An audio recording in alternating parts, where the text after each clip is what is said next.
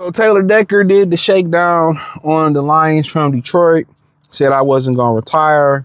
They asked him to take a pay cut, which that's telling me they planned on him retiring to take a pay cut. He said, no, give me my release. He had 2 years left on this deal. People talking about, oh, this is bad and they're losing but this is turnover. The NFL, the acronym for the NFL is not for long. I don't understand what y'all think. Y'all think Taylor Decker, he was a liability, to keep it real. He was a liability. And people said, no, we got to get it. You had to get a tackle anyway. Like, do y'all watch the football games? Taylor Decker is on the injury report every week. Taylor Decker is a liability in the run game. Taylor Decker was old and stiff. He was a huge upgrade from Jeff Backus. Don't get me wrong, but he wasn't one of the better left tackles in the league. He was stability. He was a good pass, but he was getting beat all the time. Very stiff. So in reality, you in a tackle-rich draft, right? There's some tackles in free agency, and I'm gonna address moving Panita Swell to the left side. That's not gonna work, and I'm gonna explain to that. I'm gonna explain that, and I explained it before why it won't work unless he improves. But in reality, this was gonna have to happen soon. Like, I don't understand how people didn't see him missing all these games. And this had to happen. It's the best that it happens now, right? You're gonna move Tate to center. I will move Mahogany back to right guard. Left guard, I probably would sign somebody to play left guard. And this is why they was injured in the Jarek Wilson guy, or whatever his name is, that sat out last year. I wouldn't even I would touch that guy as a depth guy. But he coming off an knee injury. Here come Brad Holmes with his thirsty ass for injury-prone players. But check out Detroit Lions Talk playlist. Thumbs up the video, share the video, subscribe to the channel. Yeah. So this means you may maneuver up the draft. They cut a tackle from Kansas City already. What's the dude they cut from Kansas City? Was it Jawan James? Whoever it was. Look here. You can get that kid from Green Bay, Rasheed Walker, if he don't get tagged, which I think is past the time to tag, or is it next Tuesday? You can get him. He's a prototype of Taylor Decker. Great pass blocker, shitty run blocker. Young, raw, but if it's me personally, I'm probably going out there and seeing the kid that they cut from Kansas City, right? I'm going to draft a left tackle, the guy that perfectly fits the left tackle. I'm playing him at left guard. I'm getting a veteran at left tackle. Next year, we'll readdress it. I'll probably move my rookie from left guard to left tackle, and I'll figure guard out next year. You still got the kid they got from Houston who could play center in both guard positions. You got Miles Frazier who could play all positions interior. You got Manu who can back up at tackle, and then you got the rookie that can play left tackle, right tackle, guard. Then you got Juwan, whoever the veteran guy is, can play both. So it's not a bad spot to be in, but you want to make sure you have strong security at that position. And realistically, this is a good thing. Decker was old. Decker was stiff. Decker was a robot. No disrespect to him. He brought a lot of stability after the Backus era, but it's time to go.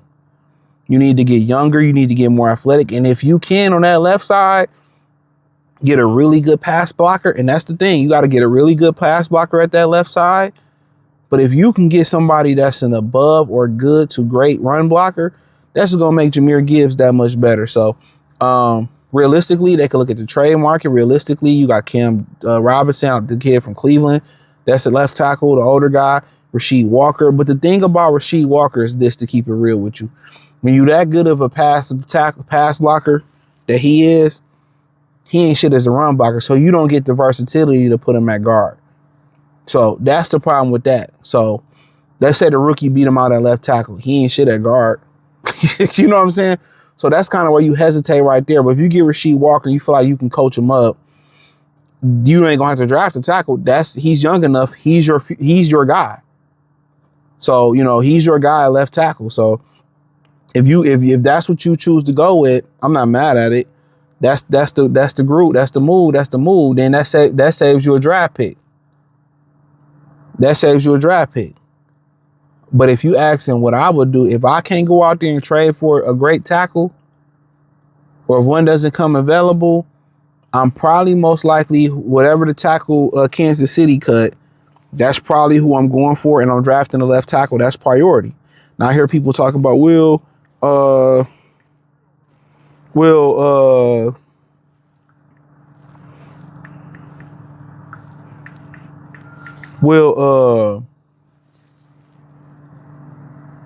we couldn't get Jawan Taylor is his name. We can't get well, he was a right tackle, so I don't know. Maybe not.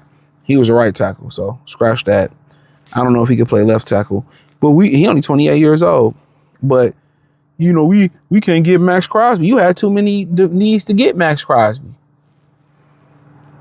Well, you can get a good tackle in the second round. That don't really kill the Crosby narrative. You could trade both your first round picks this year. And in reality, he only played 12 games last year, this kid. He was starting in Jacksonville. We played 12 games this year. So he really never did. Hold on. I won't say he never did nothing. Yeah, he just, you know. So yeah, maybe not him. But, you know, I get our veteran tackle and then I let it roll from there. But in reality, it's funny how everybody want to leave on Friday early. Everybody want to cut out early on Friday. This shit is hilarious to me. When that paycheck hit, everybody leave early. When it's Thursday and it's Friday, everybody, Thursday, Wednesday, Monday, Thursday, Friday, everybody want to stay and not do nothing and get overtime. That'd be crazy. Everybody be wanting to split out on Friday. That shit be killing me. That shit kills me. But yeah, with Decker, yeah, they got to find a veteran tackle. I can see who available real quick. But Rasheed Walker, if you get him, then you don't have to, in my opinion, you don't need to get a rookie. Let me see.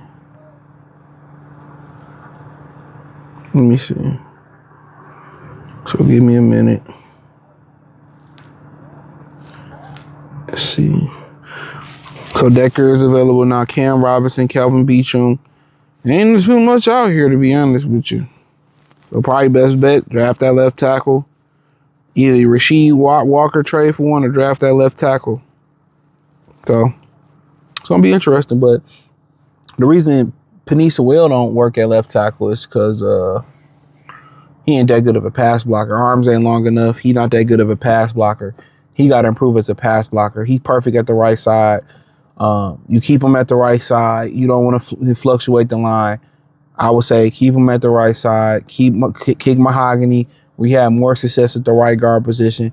Take the center unless you can get an upgrade there. At the left guard in the tackle position, that's where it becomes sticky at. If you can go out there and you can find a really good left tackle in the draft, you're going to have to. Play him at guard.